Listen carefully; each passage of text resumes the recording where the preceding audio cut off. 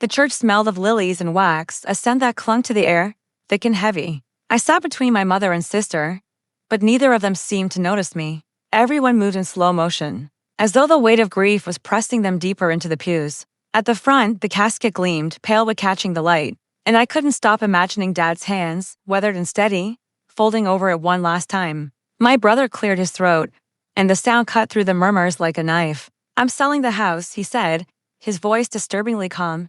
$340,000, it'll cover my debts. Time seemed to freeze. My mother nodded, almost as if she were approving. "Your dad would understand," she said, and then added, "Your sister can find somewhere else to go." I stared at her, the silence around us feeling sudden and suffocating.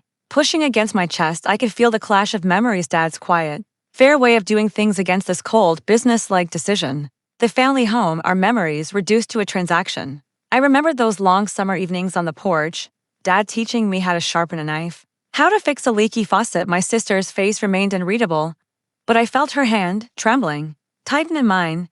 I squeezed back, knowing that sometimes actions said more than words ever could. The lawyer, who had been standing quietly to the side, suddenly straightened. He held a folder, and a line of sunlight caught the edge of it. "Actually," he said, his voice slow and deliberate, "there's a document from 2009. The house isn't part of the estate. It's legally yours, ma'am." He looked at Mom, then at my brother. The change in the room was immediate. My brother blinked, the confident air he'd been carrying evaporating in an instant.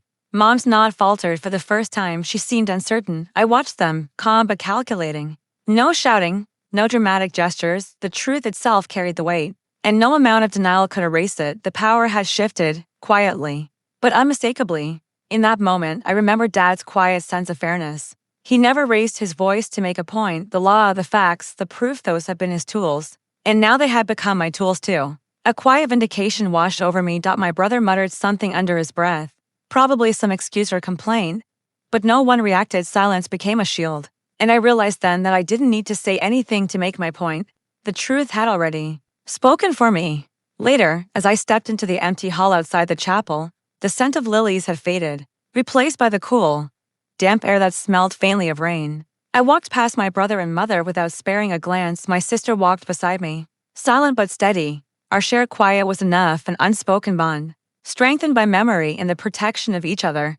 I thought about the house, how it had always been more than just walls and windows. It was the backdrop to our lives, a place where we fought, laughed, and sat in silence together. That it couldn't be taken by my brother's recklessness brought me an unexpected sense of relief. Not triumph, but relief, a recognition that some things, even if invisible, could endure when tested. Later, my mother approached me quietly. She didn't apologize, and she didn't explain. She simply looked at me with an expression that seemed to carry a mix of pride, guilt, and sorrow. All at once, I nodded, not in forgiveness, but in acknowledgement. I could feel her understanding growing, slowly, in that moment.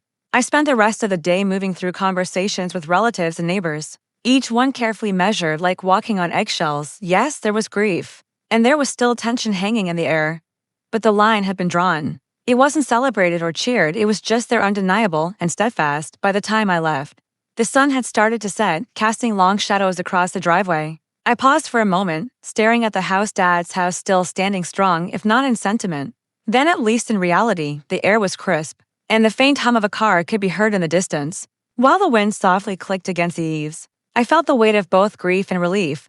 My sorrow hadn't disappeared, but neither had my dignity. There would be other challenges, other confrontations. Maybe my brother would try again, maybe my mother's loyalty would shift. But the moment of undeniable truth had already come and gone.